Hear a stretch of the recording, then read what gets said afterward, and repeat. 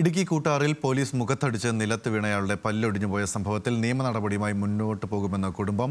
മർദ്ദിച്ച കമ്പമേട് സിഐക്കെതിരെ ഉടൻ നടപടി വേണമെന്നും കുടുംബം ആവശ്യപ്പെട്ടു. സംഭവം നടന്ന 1 മാസം പിന്നിട്ടിട്ടും നീതി ലഭിച്ചില്ലെന്ന് മർദ്ദനമേറ്റ മുരളീധരൻ പറഞ്ഞു.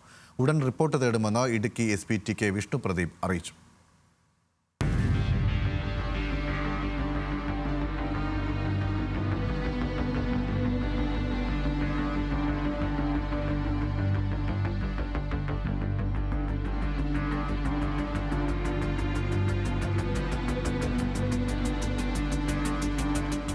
കഴിഞ്ഞ പുതുവത്സര തലേന്ന് രാത്രിയിലാണ് ഓട്ടോറിക്ഷ തൊഴിലാളിയായ മുരളീധരനെ പോലീസ് മർദ്ദിച്ചത്. നാട്ടുകാർ ഒത്തുചേർന്നതിനിടെയാണ് കമ്പമേട്ട് CI ഷമീർ ഖാന്റെ അതിക്രമം.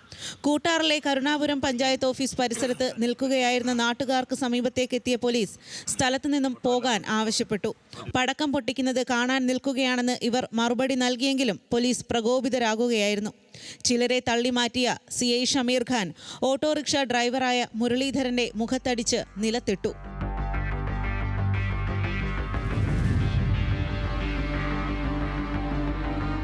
മർദ്ദനത്തിൽ താഴെ വീണ മുരളീധരന്റെ ഒരു പല്ല് ഒടിഞ്ഞുപോയി. തുടർന്ന് അടുത്ത ദിവസം സ്വകാര്യ ദന്താശുപത്രിയിൽ ചികിത്സ തേടി. 11 കൂടി CA വന്നിട്ട് എല്ലാവരും വീട്ടിൽ പോകണമെന്നും പറഞ്ഞു വിടുകയും പിന്നെ ലാത്തി എടുക്കുകയും അടിക്കുകയൊക്കെ ചെയ്തു. പക്ഷേ എന്നെ തല്ലിയ സമയത്ത് ലാത്തിയൊന്നുമില്ല കയ്യിൽ, നേരിട്ട് വന്ന് തല്ലുമായിരുന്നു. ആശുപത്രി ചെലവുകൾ വഹിക്കാമെന്ന് അറിയിച്ച് ഒത്തുതീർപ്പിന് പോലീസ് ശ്രമിച്ചു. എന്നാൽ പിന്നീട് ആശുപത്രി ചെലവുകൾ വഹിക്കാനും പോലീസ് തയ്യാറായില്ല. തുടർന്ന് മുരളീധരൻ DYSPക്ക് പരാതി നൽകിയെങ്കിലും തുടർ നടപടികൾ വൈകിയെന്ന് കുടുംബം ആരോപിക്കുന്നു. ജനുവരി 23-ാം തീയതി വൈകിട്ട് അവർ വന്നൊരു അന്വേഷണം നടത്തി. എന്നാൽ അതൊരു താൽക്കാലികം മാത്രമായിരുന്നു. അത് കഴിഞ്ഞിട്ട് യാതൊരുവിധ നടപടിയും പോലീസിന്റെ ഭാഗത്തുനിന്ന് ഉണ്ടായിട്ടില്ല.